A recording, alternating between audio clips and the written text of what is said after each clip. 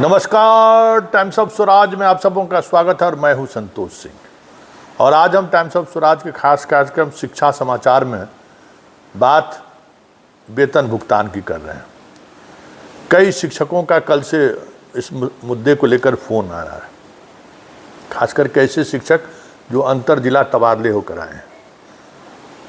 कुछ शिक्षकों का पेमेंट जहां जिस जिला में थे उसी जिला में हो गया है, जुलाई का पेमेंट कर दिया। अब वो परेशान है कि ये पेमेंट हम कैसे लें, क्योंकि वहाँ तो एब्सेंटी हम दे नहीं सकते हैं।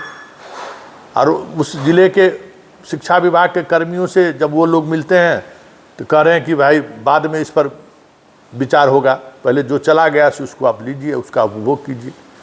तो कुछ शिक्षकों का ऐसा केस है। कुछ शिक्षकों का जो एक ज़िला से दूसरे ज़िला में गए हैं, उनका टेक्निकल ज्वाइनिंग भी हो गया, सब कुछ हो गया है, लेकिन प्राण ट्रांसफ़र को लेकर प्राण निकल रहा है।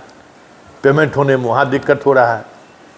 एक HRMS में तकनीकी प्रॉब्लम हो रहा है, उसको लेकर लोग परेशान हैं। जो BPSC वाले जो गए हैं उनका पेमेंट कैसे होगा, उसको प्रॉब्लम तो था ही। जिला के अंदर भी जिनका ट्रांसफ़र हुआ है, मुजफ्फरपुर में तो विधिवत चिट्ठी निकाल दिया है कि अभी फ़िलहाल आपको वेतन नहीं निर्गत नहीं किया जा सकता है जब तक सारी चीज़ें व्यवस्थित नहीं हो जाए। बात भी सही है। जिस स्तर पर ट्रांसफ़र पोस्टिंग हो रहा है, जिस तरीके से ट्रांसफ़र पोस्टिंग हो रहा है, अब तो खबर इस तरीके से आने लगा है कि एक एक शिक्षक को 3-3 बार ट्रांसफ़र हो गया है। एक जगह ज्वाइन किया, दूसरे जगह ज्वाइन किया, फिर दूसरे जगह से निकल तीसरे जगह म्यूचुअल हो गया, वो वहाँ चला गया। अब इस आपाधापी वाली स्थिति है कि मतलब कोई इस बात को लेकर इल्म नहीं कर रहा है कि हम भुगतान कैसे करें। ये भुगतान वाली समस्याएं लंबी खींचेगी, ये साफ दिख रहा है। और शिक्षकों को हम बार बार कहते थे कि देखिए, तबादले को लेकर जो आप लोग दबाव बना रहे हैं, प्राण जनरेट करने में, मतलब प्राण ट्रांसफ़र कराने में, और HRMS में प्राण बाहर हो जाएगा शिक्षकों को, और इसके लिए जो परेशानी होगी वो वक्त बताएगा। बाकी जो बिना क्या कह सकते हैं कि रिलीविंग का पहुंच गए हैं, उन लोगों को भी परेशानी होना है। रिलीविंग तो लेना ही लेना है। कई लोगों को कोई मध्याह्न भोजन के चार्ज में है, कोई स्कूल के खेलकूद का चार्ज में है, कोई शारीरिक शिक्षा के चार्ज में है, कोई पुस्तकालय के चार्ज में है। तो जब तक वहाँ विधिवत चार्ज आप नहीं देते हैं, तब तक वो आपको उस कितनों सिद्धार्थ जी इस शिक्षा कोष पर डालने के लिए कुछ भी कह दे, तकनीकी तौर पे जब तक उसको आप आवेदन नहीं दीजिएगा, विधिवत आपका हेडमास्टर आपको रिलीव नहीं करेगा, तब तक वो समस्याएं बनी रहेगी। ये बात देख लीजिए, इस शिक्षा कोष पर ये होने वाला नहीं है। कोई अपना नौकरी नहीं फंसाएगा। इस शिक्षा कोष जो है मतलब जहाँ जीरो कागज़ है, मतलब जीरो दस्तावेज पर काम हो रहा है, वहाँ भी इस तरीके की चीज़ें जो हैं ऑनलाइन सिस्टम के तहत नहीं होता है। बहुत सारी प्रक्रियाएँ ऐसी हैं जो उसको फाइलिंग उसकी ज़रूरत है। अब स्कूल में ऑनलाइन व्यवस्था थोड़ी है। स्कूल के शिक्षकों को चाहिए ना कि जितना हमारा बॉल फुटबॉल था, क्रिकेट का बैट था, सब वापस कर रहे हैं कि नहीं। तो वो सारी चीज़ें हैं, वो एक अलग समस्या लेकर शिक्षकों के पास सामने आ रही है। लेकिन सबसे बड़ी समस्या शिक्षकों के तबादले को लेकर रोज़ाना कुछ न कुछ नई नई बातें आ रही हैं।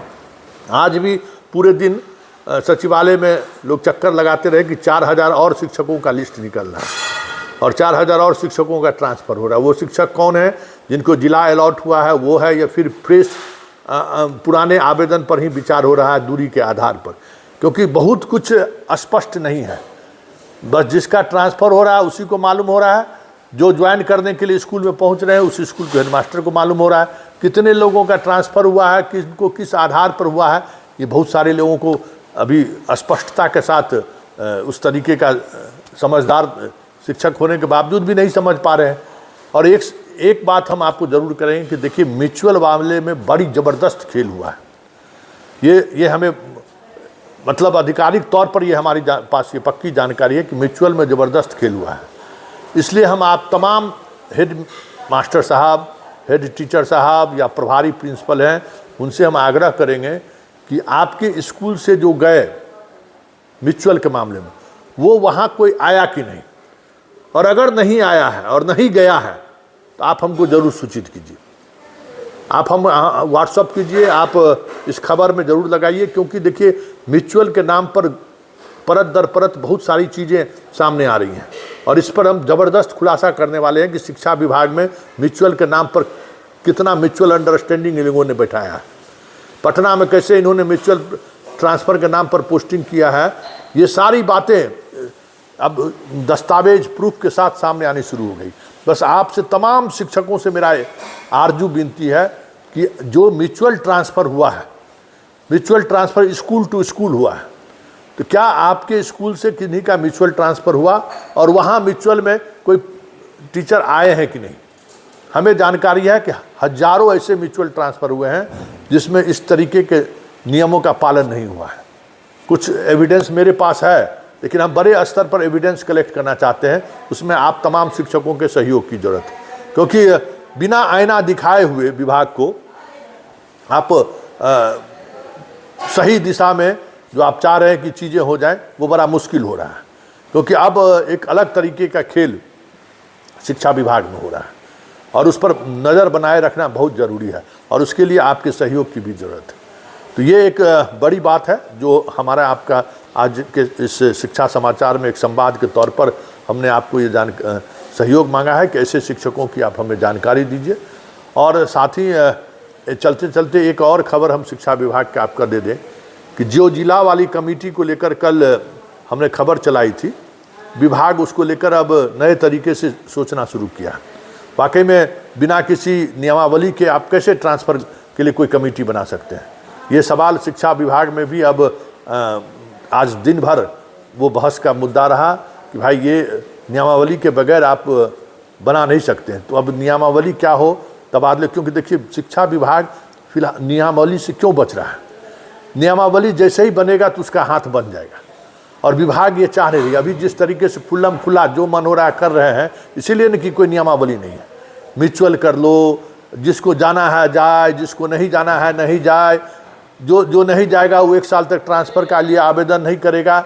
ये सब क्या है? सब मुख्य कानून है ना, जुबान मुंह से कानून बना दिए। कोई लिखतब में तो कुछ नहीं है, कोई नियमावली नहीं है। तो ये सारी चीज़ें अब फंस रही हैं, जैसे जैसे कोर्ट में मामला जा रहा है ना, फंस रहा है। और कल जब हमने ये खबर चलाई तो विभाग में भी ये मंथन शुरू हुआ है कि हम लोग इतनी प्रक्रियाएं, तबादले इतने बड़े स्तर पर हम लोगों ने तबादला किया है, लेकिन कोई नियमावली नहीं है। अगर चैलेंज हो गया इस मुद्दे को लेकर तो विभाग को हाई कोर्ट में परेशानी का सामना करना पड़ सकता है। तो अब उस पर भी विभाग विचार कर रही है। देखिए, वैसे मुख्यमंत्री के पत्र का जब इस तरीके से कूड़ादान में विभाग के अधिकारी फेंकने लग रहे हैं तो फिर आप क्या उम्मीद कर सकते हैं? वैसे उम्मीद कीजिए कुछ न कुछ खास होगा। अनुकंपा वाले को लेकर पूरे बिहार स्तर पर कार्यक्रम का आयोजन होना था, वो कार्यक्रम रद्द कर दिया गया है।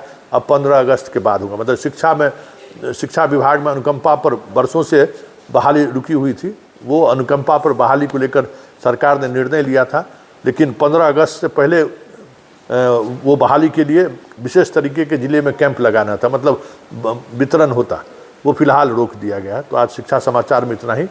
फिलहाल इजाज़त दीजिए, नमस्कार।